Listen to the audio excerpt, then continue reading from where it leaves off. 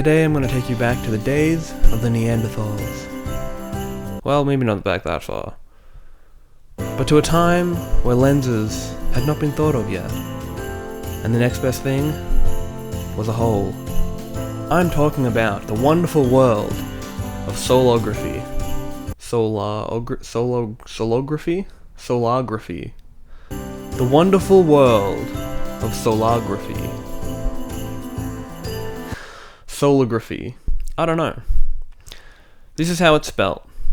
I'm talking about the wonderful world of solography. Born from a love of photography, art, and astronomy, solarcan is a unique camera designed to produce extreme time exposures that capture the sun's path across the sky. It's essentially a pinhole camera in a can with an aperture of about 132. Now there's actually a decent amount of people in the solography community. If you just search the hashtag on Instagram, solarcan, you can find a lot of people, and honestly it's pretty easy to get into. To use a solarcan, you must buy a solarcan. Or 5. You must find a location to tie/put it. Make sure you place the solarcan somewhere that has a clear view of the sun's path, because that's sort of the whole reason for this camera. And if you find somewhere picturesque that you think would look really nice, then if you expose these for between 6 to 12 months or even longer, then it can actually show the landscape too. Then once secured, remove the black tab to begin exposing. And now, we wait. However, here's one I prepared earlier.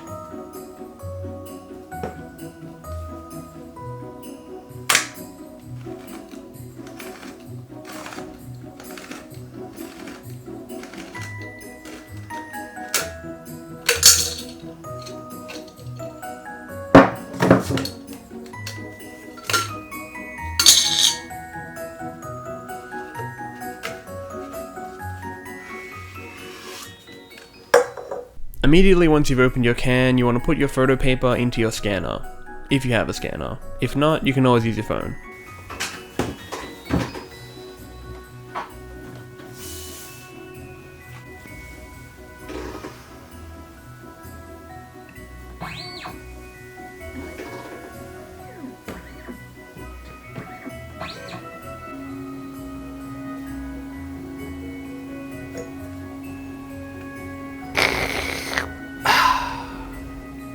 Next, you want to put your scan into Photoshop or Lightroom and invert the colors. And now you have your solography image. It's really that easy. However, mine looks like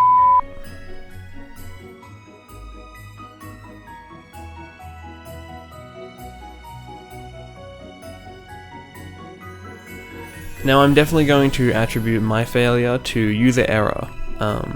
It's possible the angle was wrong because I did kind of angle the can up towards the sun because I figured, like a camera, you want to have your subject in frame, and so since I have no viewfinder, my photography instincts were saying to angle it towards facing the sun, which I think was a bad idea. When setting this up, I didn't fully have a concept of how the field of view would work, and so I figured it would just work like a regular camera, but I think it's a lot wider than I thought it was. Now the major thing that I think is what went wrong for me was I shot mine behind a window. Now everyone that I've seen has shot it outside, and all the pictures in the manual show it outside, but because it's not directly saying don't use this outside or in front of a window, I figured it shouldn't be an issue. But don't let my failure stop you from trying it out. It's a really, really cool process, and honestly it's been pretty exciting throughout the last 8 months, just sort of knowing that it's sitting out there just, well, not doing anything in my case. But it's just a lot of fun knowing that after the end of the 8 months, or however long you choose to do yours, you'll have something at the end of it, and it's just sort of a bit of fun to just sort of have going along the year. That being said, it's probably best to do a bit more research before trying it if you really want your photo to turn out, and I'll link some resources down below. Anyway, this whole process was a lot of fun, and maybe I'll try another one and make it a bit of a Christmas tradition, but for now, I might leave it to the solographers.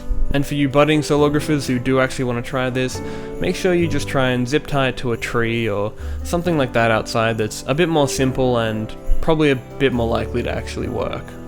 So finally, I hope you have a happy holidays and a great December. If you want to see more of my work that actually turned out, you can go to my Instagram and Twitter, which is @migmedia, or you can go to my website, which is migmedia.com. And I hope to see you again soon.